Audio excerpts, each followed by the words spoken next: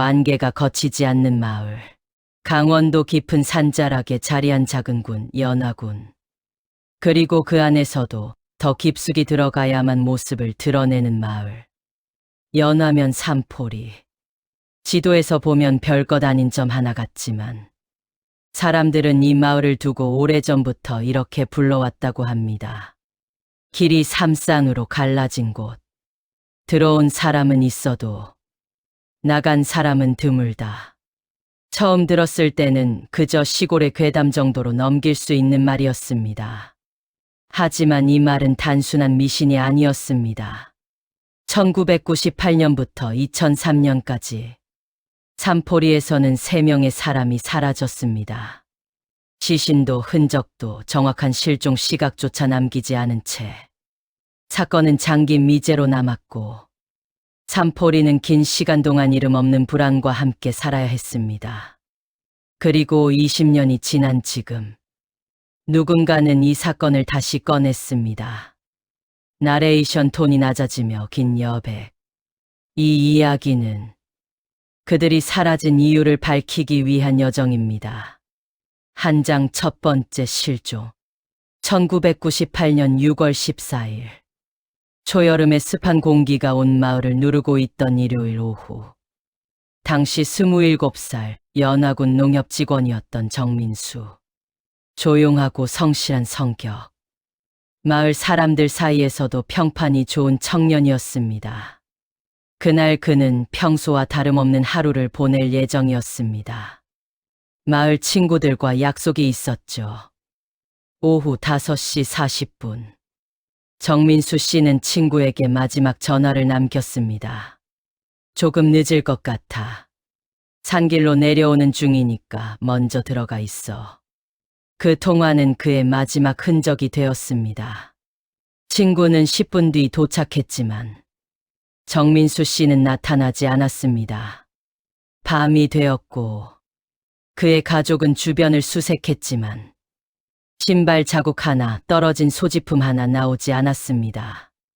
그저 산속으로 삼킨 듯 흔적 자체가 없었습니다. 다음 날 경찰이 수색을 시작했지만 그 결과는 특이사항 없음. 혹시 집을 나간 것 아니냐는 의심도 있었지만 통장, 옷, 신분증, 심지어 좋아하던 카메라도 집에 그대로 남아 있었습니다. 사람들은 말했습니다. 산의 길이 워낙 많아서 잘못 빠지면 외지 사람은 못 나와. 아니야, 민수 인성이 어떤데. 절대 집 나갈 사람이 아니야. 의심과 불안은 그때부터 산포리를 조용히 잠식하기 시작했습니다. 하지만 사람들은 이 사건을 곧 잊었습니다. 단 한 명이 사라졌을 때까진. 2장 두 번째 실종, 그리고 패터. 1년 뒤. 1999년 7월 3일. 또 다른 사람이 사라졌습니다. 이번엔 19살 여고생 김아린. 방학을 맞아 산포리 외할머니 댁에 놀러왔던 학생이었습니다. 마지막 목격은 버스 정류장. 집으로 돌아가기 위해 저녁 7시 10분 버스를 기다리고 있다가 사라졌습니다. 버스 기사 진술. 그날 그 학생, 아니요. 정류장에 아무도 없었어요. 하지만 마을 주민의 목격담은 달랐습니다. 분명히 봤어. 분홍 가디건 입은 학생. 버스 오기 5분 전이었어. 누군가는 태웠다는 이야기까지 나왔습니다. 검정 SUV 차량이 정류장 앞에 잠시 멈췄어. 하지만 그 시기, 산포리에는 검정 SUV를 가진 사람이 없었습니다. 경찰은 외지인의 범행 가능성을 의심했습니다. 그러나 수색 결과는 또다시 특이사항 없음. 정민수의 실종 때와 같았습니다. 흔적이 없었고 단서는 사라졌고 누구도 아무것도 보지 못했습니다. 그제야 사람들 입에서 이런 말이 흘러나오기 시작했습니다. 이건 우연이 아니야. 이때부터 산포리 주민들 사이에서는 산에 대한 금기어가 생겼습니다. 어두워지면 산길로 다니지 마라. 삼거리를 지나갈 땐 절대 뒤돌아보지 마라. 이름을 부르는 소리가 들려도 대답하지 마라. 사건은 점점 괴담이 되었습니다. 하지만 괴담 뒤에는 언제나 진실이 숨어 있기 마련이죠. 3장 3번째 실종, 그리고 침묵. 2003년 10월 29일. 마지막 실종자. 당시 33살 교사 윤도현. 삼포리 초등학교에서 근무하던 인물로 학생들과 동료들에게 모두 신뢰받는 좋은 선생님이었습니다. 학교 업무를 마치고 오후 6시 20분경 학교를 나서는 모습이 마지막 목격이었습니다. 그날은 비가 내리고 있었습니다. 가을비 특유의 차갑고 잔잔한 빗소리. 우산을 쓴 채 천천히 걸어가는 모습이 학교 CCTV에 선명히 찍혔습니다. 그리고 그는 학교에서 집까지 900m, 불과 12분 거리를 끝내 도달하지 못했습니다. 우산은 다음 날 삼거리 근처 풀숲에서 발견되었습니다. 우산은 멀쩡했지만 손잡이 부분이 미묘하게 젖어 있지 않았습니다. 즉 떨어진 것이 아니었습니다. 누군가 우산을 쥐고 일부러 놓아둔 듯했습니다. 그리고 이번 사건 이후 삼포리는 이상하리만큼 조용해졌습니다. 주민들은 입을 닫았습니다. 경찰의 질문에도 기자의 취재에도 그들은 한결같이 말했습니다. 몰라요. 거기에 대해 말하고 싶지 않아요. 그냥 잊고 싶어요. 마치 한 사람도 사라지지 않은 마을처럼. 침묵은 때로는 진실보다 더 무섭습니다. 내장 20년 후 나는 그곳으로 향했다. 2023년 가을. 삼포리 실종 사건이 마지막으로 발생한 지 20년이 지났습니다.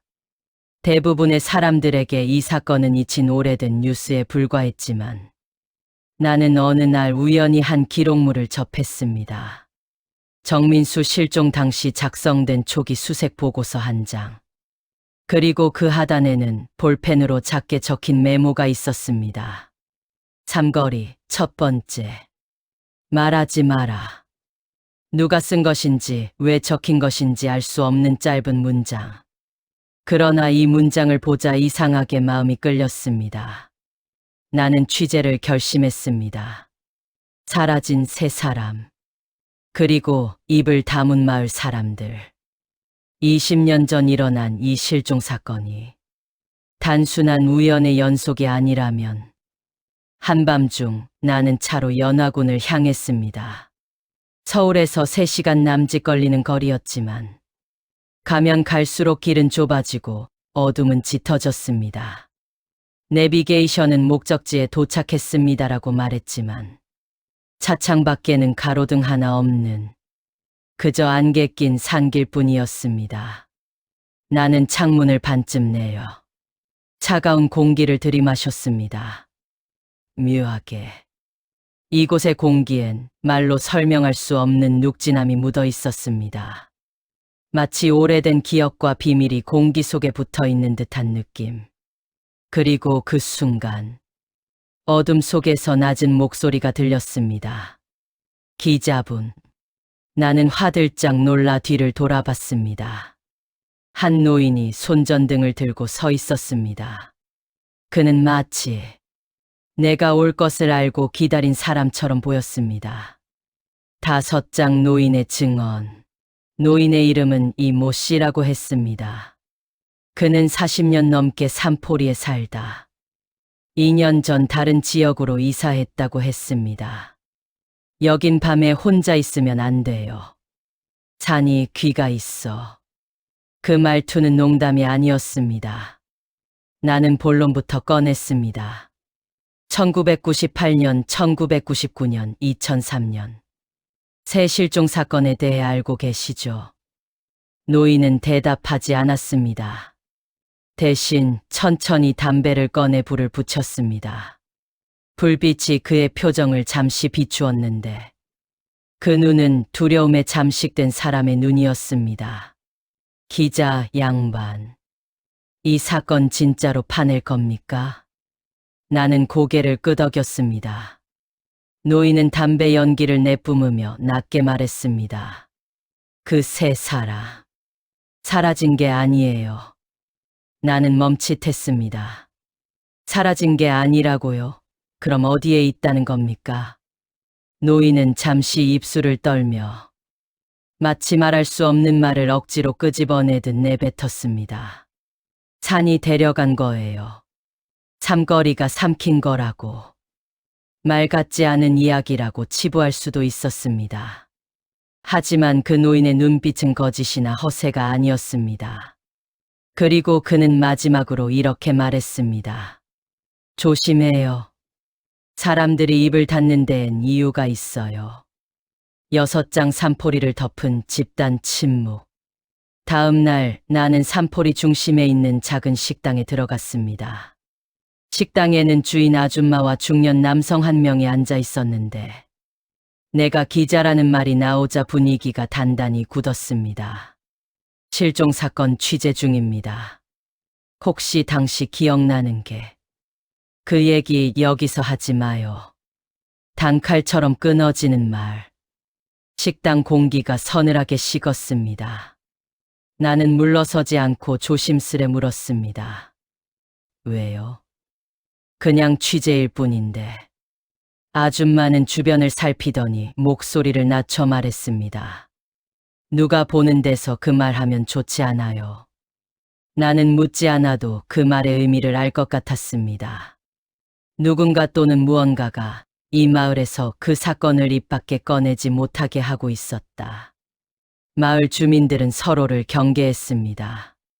그리고 누군가를 두려워하고 있었습니다. 그날 오후 나는 식당 근처의 작은 마트에서 우연히 한 여성을 만났습니다. 40대 후반 정도 되어 보이는 그는 내가 기자라고 하자 다른 주민들과 달리 말을 걸었습니다.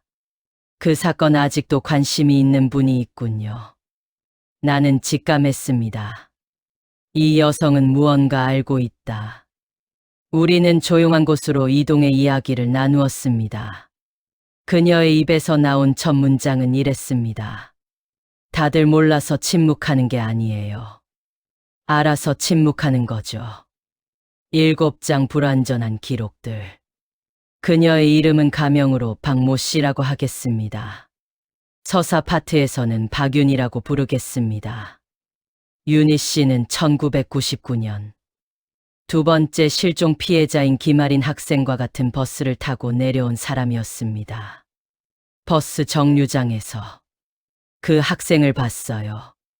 근데 경찰엔 못 봤다고 했죠. 왜요? 내가 물었습니다. 윤희 씨는 한참을 망설였습니다. 그리고 입을 열었습니다. 누군가 보지 말아야 할 걸 봤거든요. 나는 숨을 삼켰습니다. 뭘 봤습니까?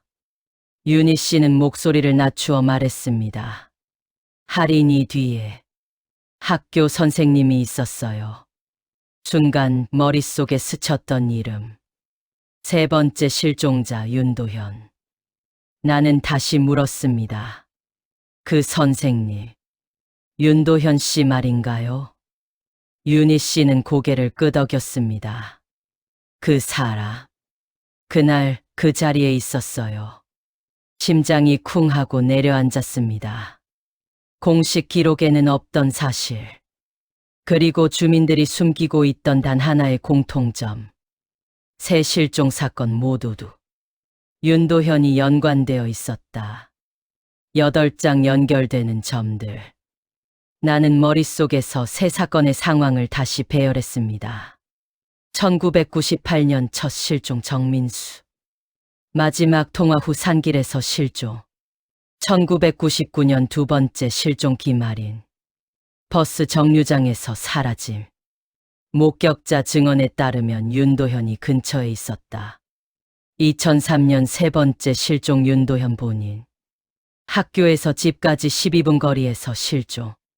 이 세 선을 이어보면 한 가지 흐름이 생겼습니다. 윤도현은 첫 두 사건에서 목격자로 등장했다. 그리고 마지막엔 본인이 사라졌다. 나는 윤희 씨에게 물었습니다. 그 사실을 경찰에 왜 말하지 않았습니까? 윤희 씨는 떨리는 목소리로 대답했습니다. 말하려는 순간 누가 내 이름을 알고 찾아왔어요. 누가요? 마을 사람. 누군가 협박했거나 혹은 암묵적인 압박을 가했다는 뜻이었습니다. 나는 질문을 이어갔습니다. 윤도현 선생님은 어떤 분이었나요? 윤희 씨는 잠시 숨을 고르고 말했습니다. 겉으론 친절하고 조용한 사람이었어요. 아이들도 좋아했고, 근데 밤에는 그녀는 말을 멈췄습니다. 그리고 주변을 다시 한번 살폈습니다. 밤에는 종종 산 쪽으로 혼자 걸어갔어요. 비 오는 날이면 꼭. 그 말은 이상하게 가슴속에 박혔습니다. 비 오는 날. 세 번째 실종 당시도 비가 오는 날이었습니다. 나는 그 즉시 메모를 남겼습니다. 윤도현 야간 산행 비 오는 날 패턴. 이 실종 사건의 실체가 괴담이 아니라 행동 패턴에 가깝다는 생각이 들기 시작했습니다. 9장 윤도현의 비밀. 나는 연화초등학교를 방문했습니다. 학교는 여전히 작은 운동장과 단층 건물 그대로였습니다. 시간만 멈춘 듯 과거와 크게 달라진 것이 없어 보였습니다. 교무실에서 오래 근무한 한 선생님이 당시를 기억하고 있었습니다. 윤 선생은 참 좋은 사람이었어요. 학생들한테 상처 한 번 준 적 없는. 그러다 그 선생님은 말을 고쳤습니다. 근데 가끔 혼잣말을 하곤 했죠. 혼잣말이요? 아이들 없는 빈 교실에서요. 누군가와 대화하듯이. 오늘은 아니에요. 데려갈 필요 없어요. 그런 말들. 오싹함이 등줄기를 타고 흘렀습니다. 나는 조심스럽게 물었습니다. 그 말 혹시 다른 분들도 들었나요? 선생님은 흔들리는 눈으로 고개를 끄덕였습니다. 몇몇은 들었을 거예요. 근데 다들 그냥 넘어갔죠. 좋은 사람이라고 믿고 싶으니까. 윤도현은 두 얼굴을 가진 사람이었을까? 아니면 그가 누군가에게 혹은 무언가에게 시달리고 있었던 걸까? 나는 더 깊이 파고들기 위해 윤도현의 가족을 수소문했습니다. 그의 여동생과 연락이 닿았습니다. 가명 윤지현, 서사파트에선 실명 윤지현으로 표현. 윤지현 씨는 형의 방에 대해 아주 중요한 이야기를 들려주었습니다. 형 방 책상 서랍 안에 같은 날짜가 반복된 메모가 있었어요. 어떤 메모였죠?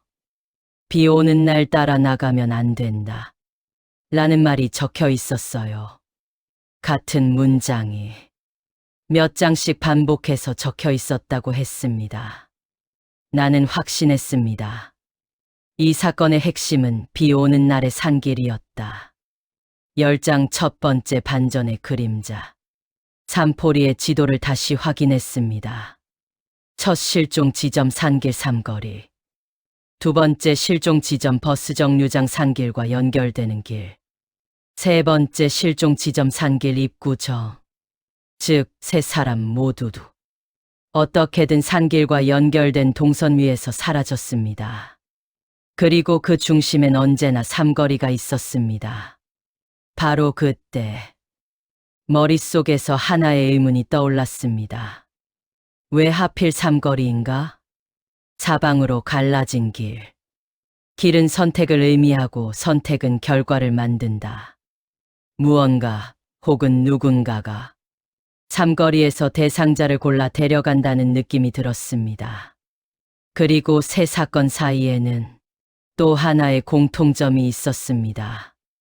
목격자들은 시간이 지나 모두 말을 바꿨다. 나는 경찰 관계자를 만났습니다. 당시 사건 담당 형사였던 정모 형사 가명. 서사에서는 정우성으로 표현하겠습니다. 정우성 전 형사는 술 한 잔을 비운 뒤 조용히 말했습니다. 우린 범인이 있다고 생각했어요. 단 한 명. 나는 숨죽여 그의 말을 기다렸습니다. 근데 마을 전체가 그 사람을 감췄습니다. 왜요? 왜 감췄습니까? 정 형사는 씁쓸하게 웃었습니다. 그 사람은 마을의 누군가가 아니라 마을의 무언가였거든요. 공기가 무겁게 가라앉았습니다. 그는 그날 밤 마지막으로 이런 말을 했습니다. 기자님, 충고 하나 하지요. 산포리 사건은 사람을 취재해서 풀리는 사건이 아닙니다. 나는 물었습니다. 그럼 뭘 취재해야 합니까? 정 형사는 천천히 대답했습니다. 길을 취재하세요. 그 문장이 마치 영적인 암시처럼 느껴졌습니다. 11장 길을 따라가다. 정 형사의 말은 쉽게 이해되지 않았지만 나는 그 조언을 따라보기로 했습니다. 사람이 아니라 길을 취재하라. 다음 날 아침, 나는 새 실종자가 마지막으로 목격된 장소들을 직접 걸어보기로 했습니다. 비는 내리지 않았지만 산의 공기에는 습기가 가득했고 이른 아침 안개가 길 위를 얇게 감싸고 있었습니다. 첫 번째 목적지는 삼거리. 정민수가 마지막 통화를 하고 걸어 내려오던 길. 산 중턱에 위치한 작고 단순한 분기점이었습니다. 왼쪽 길은 마을로, 오른쪽 길은 산 깊숙한 곳으로 이어져 있었습니다. 그리고 바로 앞 거의 사용되지 않는 듯한 좁은 길이 하나 더 있었습니다. 세 갈래, 삼거리. 나는 휴대폰으로 위치를 저장하고 사진을 찍었습니다. 그때였습니다. 등 뒤에서 낮은 목소리가 들렸습니다. 거긴 원래 두 갈래였어요. 깜짝 놀라 뒤돌아보니 허름한 작업복 차림의 중년 남성이 서 있었습니다. 가명 최모 씨, 서사파트에선 최성호. 원래 두 갈래였다고요? 그는 고개를 끄덕였습니다. 처음엔 왼쪽, 오른쪽 딱 두 길뿐이었어요. 근데 어느 날부터인가 저 길이 생겼죠. 나는 소름이 끼쳤습니다. 누가 만들었습니까? 아무도요. 그게 무슨 뜻이죠? 최성호 씨는 담담하게 말했습니다. 삭정이가 치워진 것도 아니고 나무가 베어진 흔적도 없고 그냥 어느 날 보니 길이 나 있었어요. 나는 말문이 막혔습니다. 마을 사람들끼리도 그래요. 없던 길이 생겼다. 그 길은 어둡고 좁았습니다. 사람이 다닌 흔적이 거의 없었고 글바닥은 기묘할 정도로 푹 꺼져 있었습니다. 마치 누군가 계속 밟고 지나간 것 같은 깊은 발자국 자국. 하지만 사람의 발자국 모양은 아니었습니다. 길이 눌려있는 형태였죠. 나는 직감으로 알 수 있었습니다. 이곳이 무언가의 출발점이라는 것을. 즉, 세 사람은 모두 마을로 향하는 길 위에서 사라졌다. 그리고 더 결정적인 공통점이 있었다. 정민수 실종 전날 폭우, 김아린 실종 당일 비, 윤도현 실종 당일 비. 나는 메모에 크게 적었습니다.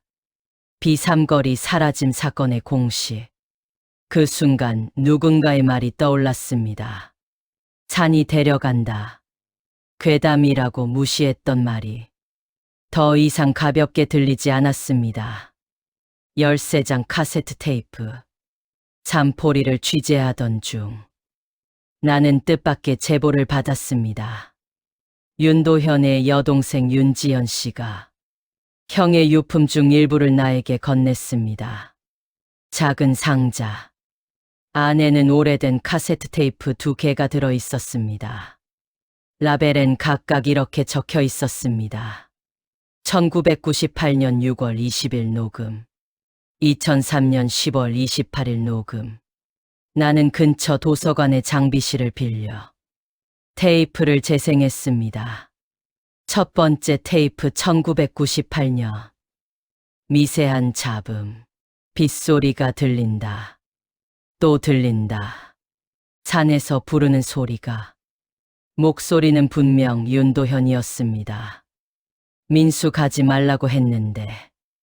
오늘 같을 때는 절대 나가면 안 되는데. 숨소리, 떨리는 기색. 내가 따라 나가지 말았어야 했어. 나는 재생을 멈추고 그대로 얼어붙었습니다. 정민수가 사라진 날. 윤도현은 그 근처에 있었다. 그리고 무언가를 따라갔다. 나는 두 번째 테이프를 재생했습니다. 두 번째 테이프 2003년. 빗소리, 거친 숨. 또 시작이야. 오랜만에 부르는 소리가 들려. 잠시 정적. 이번엔 나인가 봐. 숨이 막히는 듯한 고요. 내가 잘못 본 게 아니었어. 길은 사람이 만든 게 아니야. 그리고 마지막 한마디. 누군가는 남아 있어야 해. 누군가는 기억해야 하니까. 테이프가 끊겼습니다. 나는 귀에서 헤드폰을 천천히 벗었습니다. 심장이 규칙적으로 뛰지 않았습니다. 테이프 속 윤도현의 마지막 말은 마치 유언 같았습니다. 14장 산의 부름. 나는 다시 삼거리로 향했습니다. 이번에는 비가 오는 날이었습니다. 우산을 쓰고 걷는데 20년 전 사라진 세 사람도 이런 빗속을 걸었을까 생각하니 온몸에 소름이 돋았습니다. 삼거리에 도착하니 빗소리와 함께 바람이 길 사이를 스쳐 지나갔습니다. 나는 가만히 서서 눈을 감고 귀를 기울였습니다. 그리고 저 멀리서 믿기 힘든 소리가 들렸습니다. 도현아. 나는 퍼뜩 눈을 떴습니다. 아무도 없었습니다. 심장이 두근거리기 시작했습니다. 하지만 발걸음은 이상하게 세 번째 길로 향하고 있었습니다. 내가 걸어 들어가려던 그 순간 누군가 내 손목을 강하게 붙잡았습니다. 들어가면 안 돼. 뒤를 돌아보니 윤희박윤희 씨였습니다. 비에 젖은 얼굴, 떨리는 목소리. 그 목소리 진짜가 아니에요. 나는 숨을 몰아쉬며 물었습니다. 그럼 뭐죠? 도대체 이게 뭐죠? 윤희 씨는 말했습니다. 산이 흉내내는 거예요. 15장 산이 부르는 것이 아니다. 윤희 씨의 표정은 절박했습니다. 나는 그녀를 비에 젖은 정자 아래로 데리고 가며 물었습니다. 방금 그 목소리 들었죠? 그게 산이 흉내낸다는 게 무슨 뜻입니까? 윤희 씨는 숨을 고르며 말했습니다. 산포리에선 오래전부터 내려오는 말이 있어요. 사람이 실종되는 게 아니라 불려간다고. 불려간다? 근데 중요한 거, 산이 사람을 부르는 게 아니에요.